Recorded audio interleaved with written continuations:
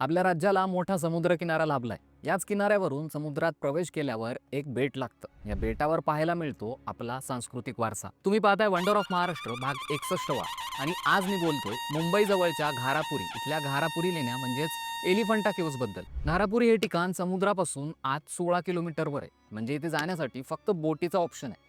Elephanta caves नक्की कुठल्या काळात कोरली गेली याबद्दल बऱ्याच इतिहासकारांचं दुमत आहे. कारण त्याबद्दलचा कुठलाही शिलालेख किंवा कसलीही माहिती उपलब्ध नाहीये.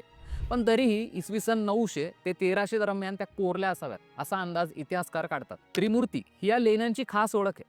या लेण्या शैवपंथी आहेत. म्हणजे भगवान शंकराला समर्पित असलेली 5 वेगवेगळी मंदिरं तयार करण्यासाठी इथे उत्खनन करण्यात आलं होतं. एका मोठ्या बेसाल्ट खडकात ही शिल्प कोरली आहेत. इथल्या शिल्पांची विशेषता ही आहे की ती जिवंत वाटतात. आधी घारापुरी लेण्यांच्या प्रवेशद्वाराजवळ हत्तीचं प्रचंड मोठ्या आकाराचं एक शिल्प होतं. यावरूनच या लेण्यांना एलिफंटा लेणी असं नाव पडलं. पोर्तुगीजांनी इथला बराचसा ठेवा नष्ट केला, पण पुढे इंग्रजांनी त्याचं जतन केलं. पुढे 1987 साली या लेण्यांना युनेस्कोचा जागतिक वारसा स्थानाचा दर्जा मिळाला. यामुळे आजही यातली अनेक शिल्प पाहायला लोक तितक्याच उत्साहाने भेट देतात. तुम्ही एलिफंटा केव्जला भेट दिली असेल तर तुमचा अनुभव आम्हाला कमेंट करून नक्की सांगा.